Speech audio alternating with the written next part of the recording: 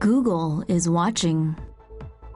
Google has been collecting location data on Android phones even when the location services are disabled. Excuse me? Since January, all Android devices, even with location services disabled, have been sending cell tower addresses to Google. Devices with cellular data or Wi-Fi connection appear to send data each time they were in range of a new cell tower. Android devices without a SIM card but connected to a Wi-Fi network would still send tower addresses to Google. With user location data, cell towers could be used to triangulate location to around a quarter of a mile radius, and even closer in urban areas where cell towers are closer together. According to a Google spokesperson, the data was not used or stored, and that the company was taking steps to stop the practice by the end of November. A, B, C, D. Google is getting a new campus. Google's application to build a new campus has been approved by the Mountain View City Council. Google's new campus, Charleston East, will be located next to the current Googleplex in Mountain View, California. The new campus is set to feature a 595,000 square foot, two-level office building with a basement. The roof will be installed with solar panels. The irregularly shaped clerestories are designed to bring direct, indirect, and diffused natural light into the building. The glass is equipped with automated shading devices that allow localized daylighting control. The ground floor of the building is open to the public, with a pedestrian pathway cutting through the building. Visitors can enter the building to dine and shop in the same restaurants and shops as Google employees. The new campus will also feature a plaza for the public to relax and enjoy performances. The second floor of the building will be used as office space for Google employees. The new building reportedly will hold up to 2,700 staff members. It's expected to be completed in late 2019. How do Google's self-driving cars work? For years, self-driving vehicles were considered futuristic and a thing of fantasy. However, with multiple companies pouring resources and money into the development of this technology, it may soon become a reality. And with some cities like Singapore pumping money into the development of autonomous vehicles, this may be the beginning of the end for human drivers. So, where exactly are we in terms of finally being able to actually use one? In a sense, autonomous cars are already a reality.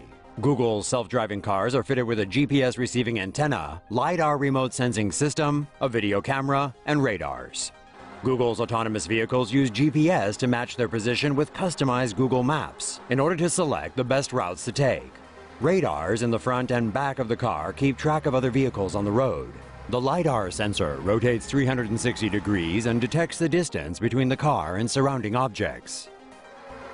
A video camera behind the car's front windshield is able to read road signs and traffic lights. This is not to say that the self-driving cars are ready for public use, as there are still a few important wrinkles to smooth out. A current flaw with Google's cars is that they require the roads they're traveling on to be precisely mapped out. Otherwise, the vehicle is unsure of how to behave. These maps are extremely detailed digitalizations of the physical world, where things like even the height of every single curb is measured out. There are also issues with the car's algorithms. In mid-February, a Google self-driving car failed to slow and hit a public bus because it expected the bus to yield. According to Wired, Google's cars have driven more than 1.3 million miles since 2009.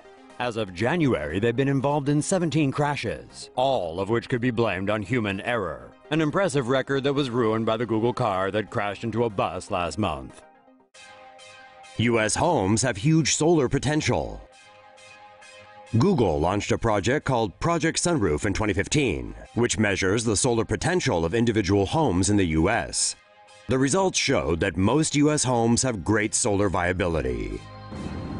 Google says 79% of all U.S. rooftops are solar viable, which means 4 out of every 5 homes have enough unshaded area for solar panels to be installed. The result was calculated using 3D modeling of the homes and nearby trees to determine the amount of sunlight and shade the roof receives. In Hawaii, Arizona, Nevada, and New Mexico, more than 90% of the homes are solar viable, while in Pennsylvania, Maine, and Minnesota, only over 60% are viable. The project began in Boston, Fresno, and the San Francisco Bay Area. It has since expanded to every U.S. state, with about 60 million buildings across the country having been analyzed. Tech giant experimenting with signals 40 times faster than 4G. The Guardian reports that Google is experimenting with drones that could deliver internet speeds up to 40 times faster than 4G. The Google project called Skybender is using Spaceport America in New Mexico to experiment with delivering high-speed internet from the air using its 50-meter wingspan Titan drones. The drones are equipped with millimeter wave radio transmitters, a technology that could feature in next-generation 5G wireless internet. Optionally piloted Centaur aircraft are also being used. Millimeter wave technology has the potential to transmit gigabytes of data every second, with speeds up to 40 times faster than 4G internet. However, millimeter wave signals are absorbed by atmospheric gases, while rain and humidity can also reduce signal strength.